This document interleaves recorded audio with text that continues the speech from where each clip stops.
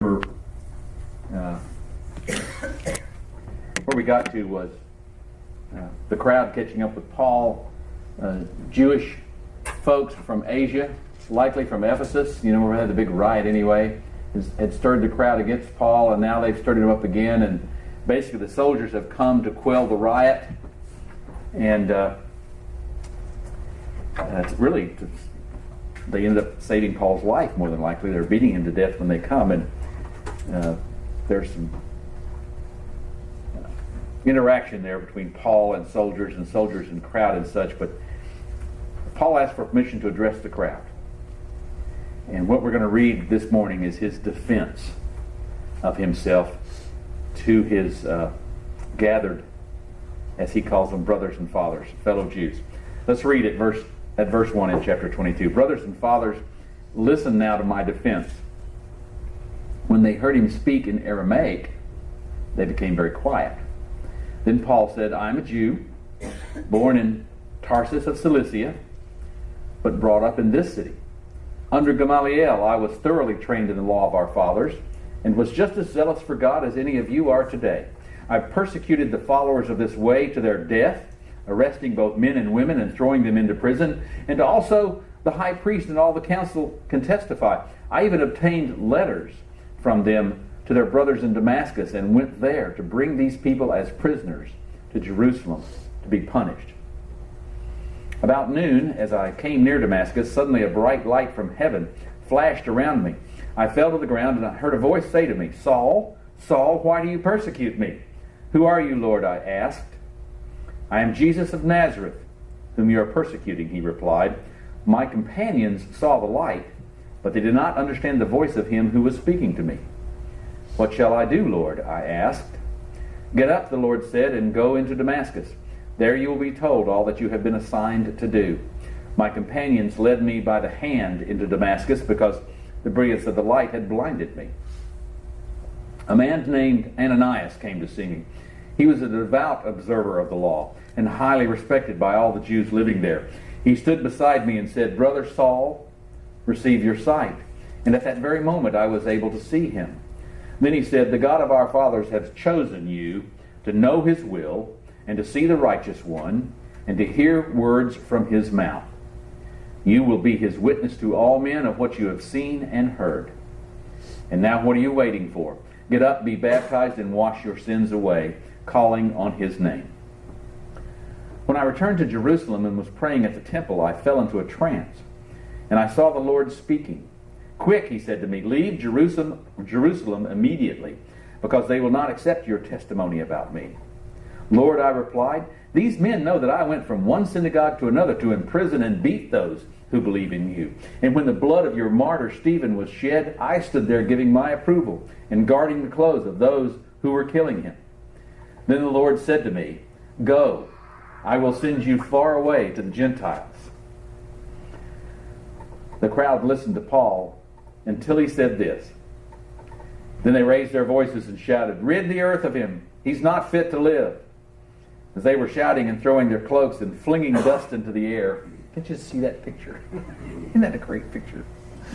Shouting and throwing off their cloaks and flinging dust into the air. The commander ordered Paul to be taken into the barracks. He directed that he be flogged and questioned in order to find out why the people were shouting at him like this. This is the word of God for the people of God. Thanks be to God. It is quite a word, quite a defense that Paul makes. It is witnessing in so many ways at its best. And here I would have proposed to do this real quickly. I want to go through this in a expository fashion. I don't think I want to reread all this to you. I debated whether to break this up and read it in sections, and probably should have. But it is what it is, and we will go forward. The first 5 verses, when Paul is talking about his past, I want you to note some things here. Note that Paul is speaking as one of them.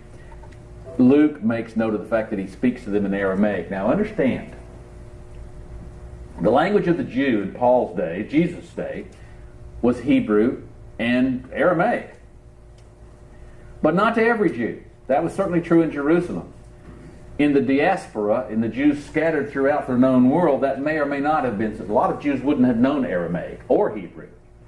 And Alexander was much better, Alexander the Great was much better at propagating the Greek language than the Jews ever were at propagating Hebrew or Aramaic as far as that goes. And so Greek, common Greek, was the language of the street. That's one that everybody knew. And it's entirely possible that the folks from Asia Minor, from Ephesus, wherever they were from, the Jews that were stirring up the crowd, making the accusations against Paul, it's very likely that they were speaking in Greek, not the native Jewish language, if you will. And so when Paul addresses them in Aramaic, he does something very significant. He tells them right off the bat, I may be more Jewish than the folks that are accusing me of not being Jewish. All right? You see that in the scripture? When he spoke to them in Aramaic, they got quiet. They didn't expect it. He's one of them. I'm as Jewish as you can be. I'm as Jewish as you are, he says. And let me tell you about my credentials. And he's name dropping here. Gamaliel was a name that they knew and respected. He was just like them not only in his Jewishness, he was probably more zealous than they were about persecuting these folks who called themselves Christians, or as described here by Luke, the followers of the way. And not only was he adamant in chasing after them, he was pretty effective at doing what he was doing. The bottom line he was saying to them in these first 5 verses, I'm just as zealous for the faith as you ever are. And I've probably done more about it than most of you have. It is that classic before and after Christ as a powerful form of witness. Don't you love to hear those stories when somebody comes up and tells you how they were, you fill in the blank. I was addicted to drugs. I was an axe murderer. I was whatever I was, and then Christ came into my life, and now I am something completely different. And we live for those kind of stories, and we think, wow, the power of God is on full display in this person's life. And I want to remind you in this section that you too have that story. It doesn't have to be so dramatic. But what I will tell you, oh my, should I say it this way? I'm going to. What I'm going to tell you is, if you can't tell a difference between who you were before Christ and who you are after Christ, you need to go looking for Christ, okay? You haven't found him yet. There is a difference in your life because Jesus Christ has made that difference. And you know what that is. And if you don't know, ask somebody, because people close to you will be able to tell you what the difference is. And that is a powerful form of witness wherever you are called to be an ambassador for Christ. It is very powerful. You don't have to have, I was the dregs of society witness and now I'm a saint. But you have a difference in your life because of Jesus. And that's a powerful story to tell. Verses 6 through 11. Paul is basically saying in these verses what he says, this is what happened to me. I was a victim of circumstance. I received something that I wasn't asking for. I wasn't looking for it. I wasn't expecting it. Didn't know what quite to do with it. But it was as real as it could get. It literally blinded me. And of course I did what any good Jew would do. I obeyed the voice from heaven. I heard the voice of God and I did what it said. And I'm reminded here because in these last 10 years of my life, I've been around more people than I have in my entire life who will speak to me in terms of telling me what God has told them. I've heard the voice of God and they will speak to me about that. And my first inclination is to say, yeah, right. Tell him next time to write it down for you so we can all see it. But I'm loath to do that. Somewhat from experience, but mostly from places like this. Paul didn't ask for this. He wasn't seeking this. I don't doubt that God spoke to him. And so before I throw any of that stuff out, I look for the fruits in that person's life of the words of God that have been spoken to them. Be careful who you dismiss for that. Yes, there's people on television spouting off what God told them all the time. I still want to dismiss them, but I don't completely. Because this lesson tells me it just could be true. Verses 12 through 16. After this experience of obeying the voice of God, He encounters another faithful Jewish person who has the respect of everybody, was well known by all the people there, and he was on a mission to restore Paul's sight. And then he shared with him a word from God. Paul had been chosen by God to know his will at a depth that he never expected. He will see the Christ, he will hear his words, and he will be his witness. And honestly, as Ananias said to him, now's the time to respond. Get up and be baptized. Verses 17 to 21. The only place that this part of the story is told in the several times that Paul tells his story, defending his life before people in power. But this part of it is only told here. It begins with urgent directions from God.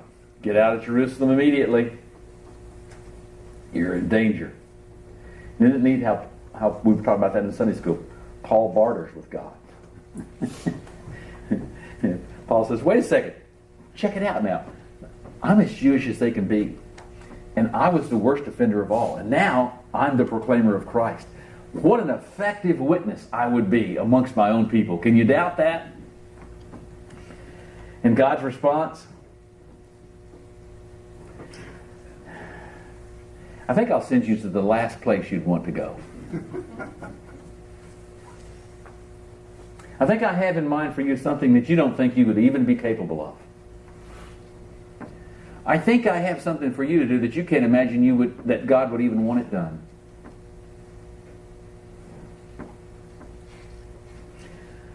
The reality of God truly breaks in on Paul's life, and there he is stuck with it. Verses 22 to 24. Before we can imagine how this word from God just kind of hammered Paul, and surely it did, we have the Jewish reaction. In the first church I served, I can't remember, there were a couple of people that almost always used this phrase, I say almost always.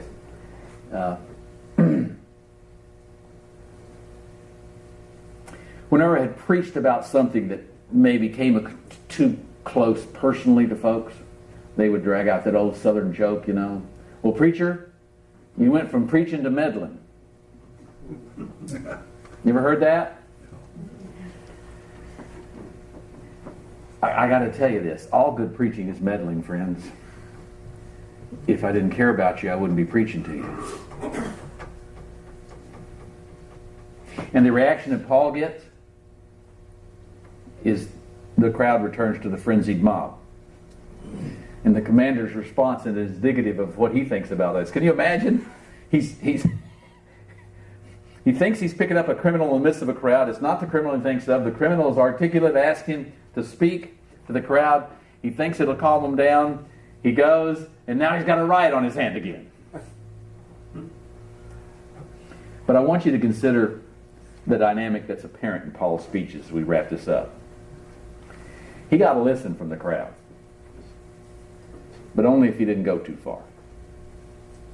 Which, by the way, is the same thing as not getting a listen. And I believe this to be a fairly common thing. In 2006, when the Presbyterian Church USA passed whatever it was called, I guess it was an amendment to the Constitution, in the 2006 General Assembly that came to be known as local option. It allowed presbyteries to decide one by one whether it was okay for them to ordain homosexuals or not. And of course, this is a battle that had been building really since the 80s, if not before. And there were a number of presbyteries that were pro-homosexual. What were there, 175 presbyteries in the PCUSA, I want to say. There were a number of them that were fine with this. There were a number of them that were adamantly opposed, and we just let people do what they wanted to do. There wouldn't be any national kind of rule against it. But it was very controversial, especially in the South, and it was very controversial with the session that I was serving with at that time. And of those, I guess we had 6 or 8 session members, can't remember now exactly. But there was one out of the group who was adamant that all the offices of the church should be open to people of whatever sexual orientation. And he was fine with it. And the other officers were just shaking their heads and couldn't imagine it. And I personally can't figure out a way to be faithful to Scripture and come out with it being okay. But I was an interim. So I told them, we'll do whatever you want to do. I have some problems with this, and it creates difficulty for my loyalties. So it was very obvious that nobody was going to change their mind, and the elder that was entirely for it, I went to see him at his house, he and his wife, and she was very angry with me. Cussed me out, as a matter of fact. Laid this all at my doorstep. It was my problem. Why did I bring this to church? They had a church there that they were very happy with, and they were a part of it up to their gills. It was wonderful. It was home for them. They loved it. But they knew when this issue came up and was made an issue, it was going to separate them from everyone else pretty much in the church. And it was me that was at fault. And she told me about her uncle who was a homosexual, and how that had really changed her mind because her uncle's a wonderful person, and you know the drill. And I've seen that over and over again, and we deal with it in our families. I have a cousin I'm going to see next weekend who I dearly love. He's one of the kindest people I'll ever know. He's wonderful, and we don't talk about this. But if I'm ever asked, I'm going to say what for me has to be true, because I can't throw out the rest of the stuff in the Bible that goes with it and just pick and choose what I want. And so I pray for him. And I'm a friend to him. But it doesn't make it right. And I hope he's praying for me, and I know he's a friend to me because I do things that aren't right too. That's the other thing. I don't think it's like the worst sin, like so many people do. But there's a place where you can't go with the lady and the man at the church that I was serving. There's a place you can't go there because there's no openness to discussing it. So many others have that same place on the other side of that same issue. That's the last straw, can't abide it. It's like talking to a Tea Party fanatic about taxes. You just can't go there. There aren't any that are justified, It's like should I say this?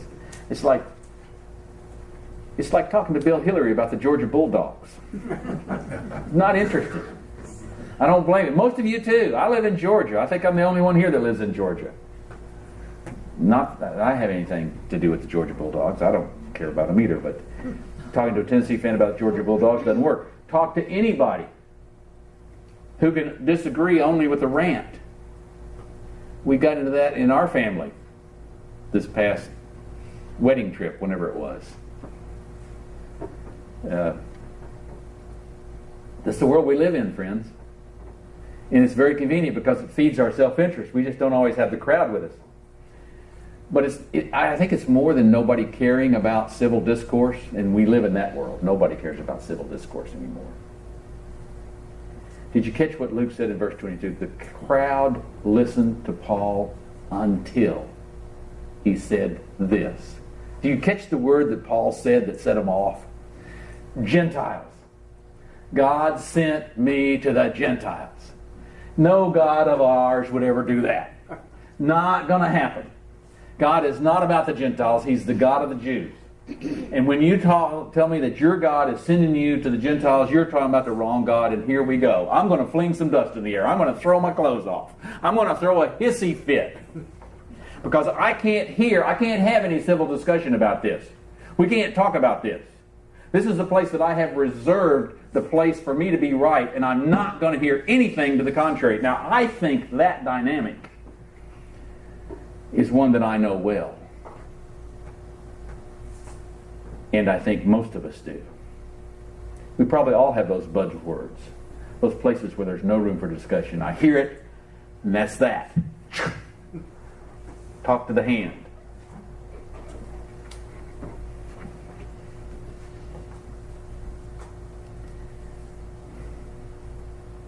I think mine sometimes is I have certain unrealistic expectations. That's just part of my problem. I'm an eternal optimist. I just think everything's going to work out all right. This past week, I started driving a dump truck just part-time for a guy.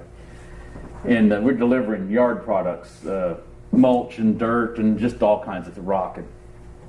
And it's, it's easy to do, except working with the homeowner where they want this stuff actually dumped. They think a dump truck can climb this tree and hop over to the next one and come down on the other side sometimes. And you have to.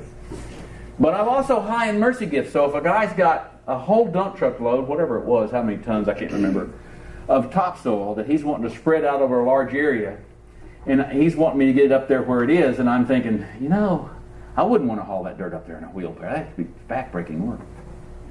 But we had a little issue there with getting around a spot in which I was afraid that there was a sort of the end of a retaining wall. I was fearful I would have to get so close to it might make it give way, but the dirt was packed, and I think the truck would fit in there, would drag some branches, and we would be okay. And he cleared all this out. And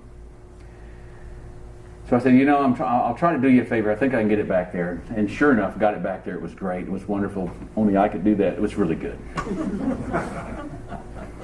But I was so happy with myself. I just kept going back to where he wanted to think. And I forgot about, there wasn't one dogwood tree. There was two back there. I missed one, but not the other.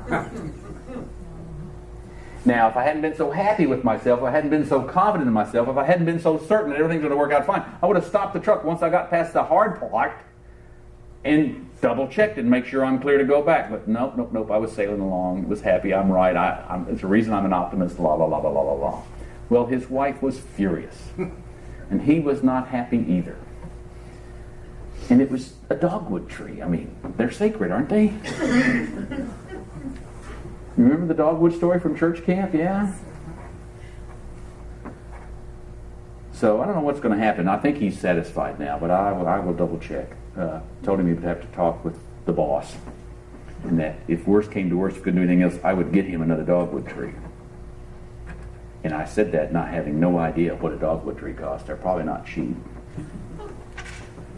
But I think the boss is going to take care of that. In fact, I'm quite certain of it. But the point is, I got into that and just got into that little wheelhouse where I'm comfortable because I know I can do this. Yes, it's difficult. I can give you something you didn't think you could get. I can save you a lot of time and effort. I mean, that's right where I am. So comfortable and pleased with myself. And if that hadn't been the case, that dogwood tree would still be alive. Sometimes I see it in other people with their children who can do no wrong or there can't ever be enough done for them. Sometimes I see it with their pets.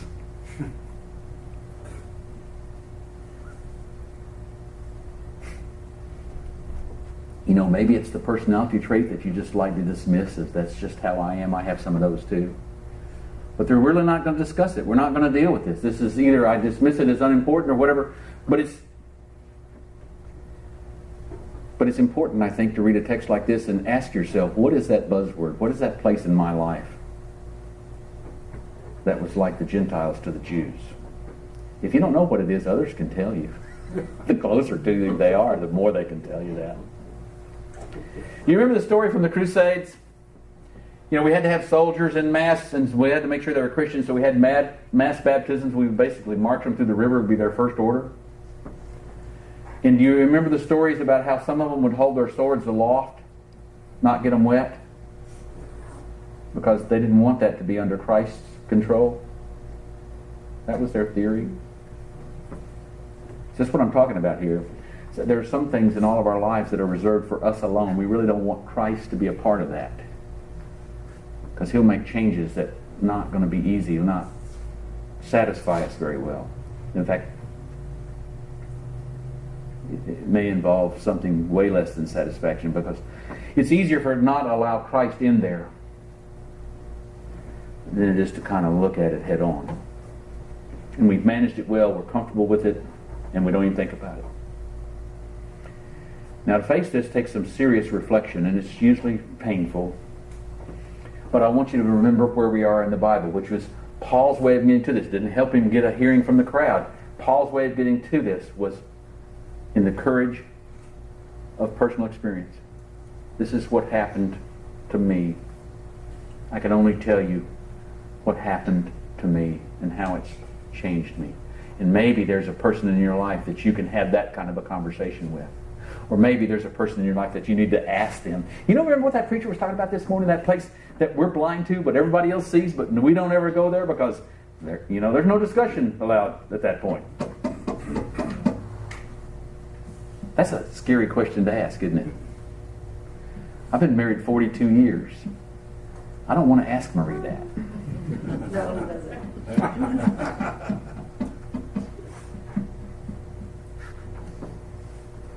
I will tell you, good things will come out of it. It takes a lot of prayer, but it's the courage of personal experience. You know, if you deal with this question correctly, you will talk about your own experience in the same way when somebody asks you that, instead of telling them the laundry list of why they're wrong.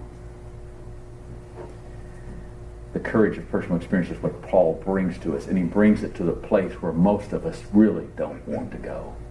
But the door's open, friends. And so we're going to sing a wonderful door open tune to wrap it up. Are we going to? Okay.